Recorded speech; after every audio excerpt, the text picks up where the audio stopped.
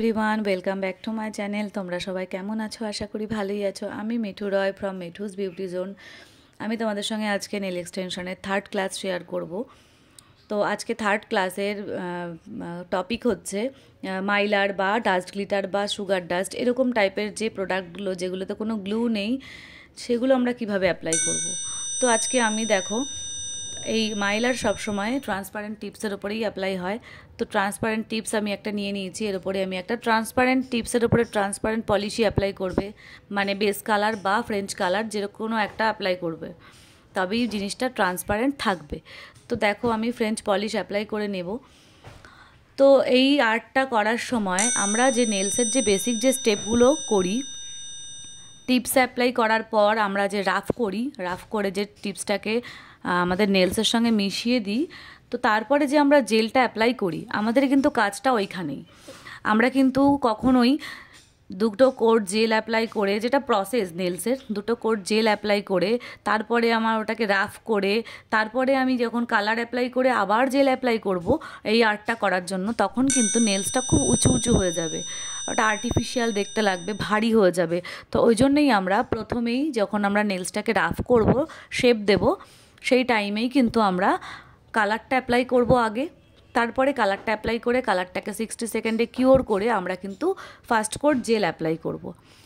তো first coat jail apply করে তার উপরে আমরা মাইলারগুলোকে একটা ডটিং টুলসের হেল্পে একটা একটা করে বসাবো। মাইলার কিন্তু একসাথে এক জায়গায় অনেক দিলে খুব একটা বেশি ভালো লাগে না, একটু সরিয়ে সরিয়ে ফাঁকা ফাঁকা করে দিলে কিন্তু ভালো লাগে। তো দেখো মাইলারটা আমরা এইভাবেই অ্যাপ্লাই করব। তোমরা যেভাবে ভালো লাগে তোমাদের সেভাবেই করো, আমি এভাবে দেখাচ্ছি বলে এভাবেই করতে হবে তা নয়। ডিজাইন যার যার নিজের পছন্দের, আমার থেকেও তোমরা বেটার করতে পারো। আমি শুধু অ্যাপ্লিকেশানটা কীভাবে হয় তোমাদের সাথে কিন্তু সেটাই শেয়ার করছি, ডিজাইনটা তোমরা নিজেদের মতোই করতে পারো। তো দেখো অ্যাপ্লাই এইভাবেই জেলটার উপরেই কিন্তু আমরা এইভাবে মাইলারগুলোকে একটা একটা করে বসিয়ে দেব। তো তারপরে কিন্তু আমরা 60 সেকেন্ডে না, এটা কিন্তু 120 সেকেন্ডেই কিওর হবে, কেননা জেল সবসময় 120 সেকেন্ডেই কিন্তু কিওর হয়। তো এটাকে 120 সেকেন্ডে কিওর করে এইবার যখন আমরা সেকেন্ড স্টেপ যখন জেলটা অ্যাপ্লাই করব, আমাদের কাজ হবে সেই জেলটাকে একটু থিক করে দেওয়া। কেননা যখন জেলটা যদি আমরা থিক করে না দিই, তাহলে যখন আমরা রাফ করব বা বাফিং করব, তখন কিন্তু জেলটার সঙ্গে আমার মাইলারগুলো উঠে চলে আসবে। তো যার জন্য আমাদেরকে কী করতে হবে, একটু থিক করে দিতে হবে আর খুব সুন্দর করে বাফিং করতে হবে, তাহলে শেপটা খুব সুন্দর আসবে, ওপরটা স্মুথনেস আসবে। নাহলে মাইলার তো বড় বড়, অনেক সময় মাইলার একটার উপরে একটা উঠে গিয়ে উঁচু হয়ে যায়, তো সেক্ষেত্রে কিন্তু নেলসটা খড়খড়ে হয়ে থাকবে।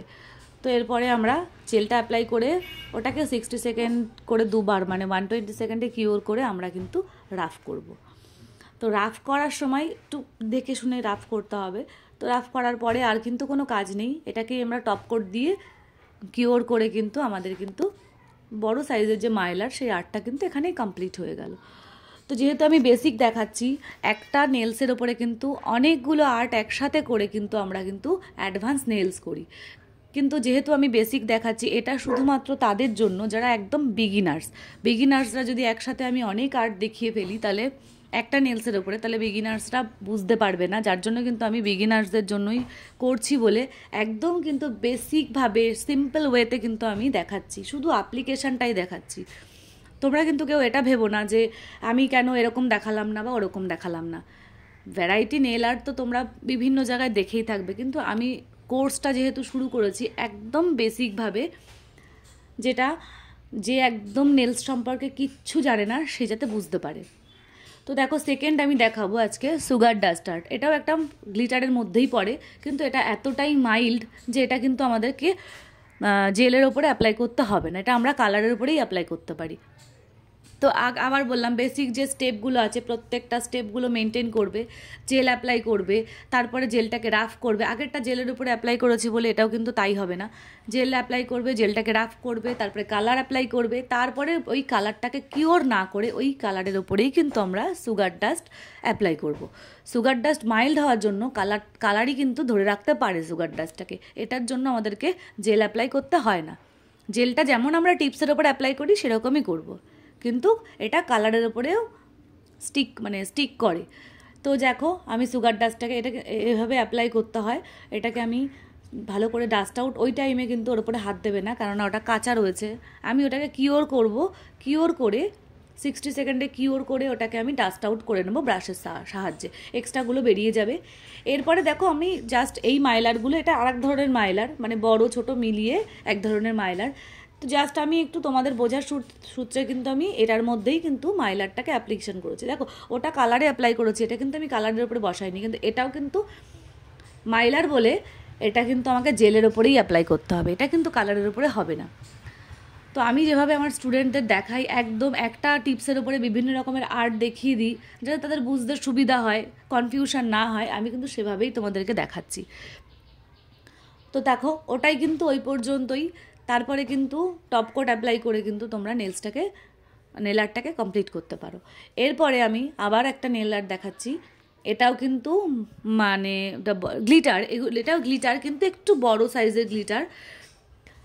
তো দেখো এটা কিন্তু ট্রান্সপারেন্ট টিপসের উপরে আমি জেল অ্যাপ্লিকেশান করেছি, তারপরে কিন্তু এই গ্লিটারটাকে বসিয়েছি। তারপরে সেম প্রসেস, আবার জেল অ্যাপ্লাই করেই কিন্তু এটার উপরে আমার রাফ করতে হবে, জেল অ্যাপ্লাই করে কিওর করে রাফ করতে হবে। দেখো আমার কাছে, আমি ভেবেছিলাম এরপরে ব্ল্যাক দিয়ে কিছু আর্ট করব, তো ব্ল্যাকটা ওই টাইমে আমার কাছে ছিল না, তো যার জন্য আমি হাতের কাছে যে কালারটা ছিল আমি সেটা দিয়েই একটা আর্ট করেছি, ব্রাশ আর্ট। তোমরা মানে আমি এটা দেখানোর জন্য যে চাইলে আমরা এটাকে এই সিম্পল ওয়েতে না রেখে এটার উপরে হোয়াইট বা ব্ল্যাক দিয়ে বা স্পাইডার জেল দিয়ে কিছু আর্ট কিন্তু করে নেলসটাকে আরেকটু ইনহ্যান্স করতে পারি। তো তোমরা হয়তো বলবে যে তোমরা হয়তো বলবে যে এই অরেঞ্জ কালারটা এর উপরে ফোটেনি, আমি ফোটানোর জন্য করিনি, এটা জাস্ট দেখানোর জন্য যে এটার উপরে আমরা অন্য কিছু আর্ট করতেই পারি।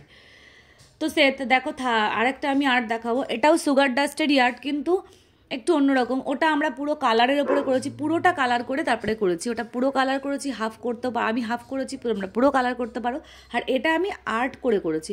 এই আর্টটা তোমরা যেমন খুশি আঁকতে পারো, তোমাদের যা ভালো লাগে, তোমরা যেমন আঁকতে পছন্দ করো তেমন ফ্লাওয়ার বা কোনো রকমের ডটিং টুলস দিয়ে কিছু বা ব্রাশের সাহায্যে কোনো কিছু আর্ট করে তার উপরে কিন্তু সুগার ডাস্ট দিয়ে ইনহ্যান্স করতে পারো। আমি এটা দেখানোর জন্যই কিন্তু নেক্সট এই আর্টটা করেছি। আগেই আমি সুগার ডাস্টের আর্টটা তোমাদের বলে দিয়েছি, তো আমার আবার দেখানোর প্রয়োজন ছিল না, কিন্তু ওটা যেহেতু অনেকটা জায়গা নিয়ে করেছি, তো এটা অল্প জায়গার উপরে বা আর্টের উপরে কীভাবে করব সেটা দেখানোর জন্য। তো আমি দেখো সিম্পল কয়েকটা লাইন টেনে নিয়েছি ব্রাশের সাহায্যে। তারপরে আমি কিন্তু, আর একটা কথা, সুগার ডাস্টটার কালার থাকে, তো যে কালারের ওপরে যে কালারের সুগার ডাস্ট তোমরা যদি সেই কালারের ওপরেই সুগার ডাস্টটা অ্যাপ্লাই করো তাহলে কিন্তু ওটা বেশি ভালো লাগে। হ্যাঁ, যেটা হোয়াইট থাকে সেটার কিন্তু তোমরা যে কোনো কালারের উপরে অ্যাপ্লাই করতে পারো, ওটা সেই কালারটাই নিয়ে নেয়। তাহলে আজকে আমার ক্লাস এই পর্যন্তই ছিল। তো তোমরা কেমন লাগলো আমার ভিডিওগুলো বলো, যদি আমার ভিডিওগুলো হেল্পফুল হয়, যারা বিগিনার্স তারা কিছু অন্তত শিখতে পারো বা বুঝতে পারো, তাহলে আমাকে অবশ্যই কমেন্টে জানিও। আর আমার ভিডিওগুলোকে একটু লাইক শেয়ার করে দিও, আর আমার চ্যানেলটাকে একটু সাবস্ক্রাইব করে দিও। আর যদি বুঝতে অসুবিধা হয়, কোনো কিছু জানার থাকে, কমেন্টে কিন্তু অবশ্যই আমাকে জানিও, আমি হেল্প করব। ততক্ষণের জন্য ভালো থেকো, সুস্থ থেকো, টাটা।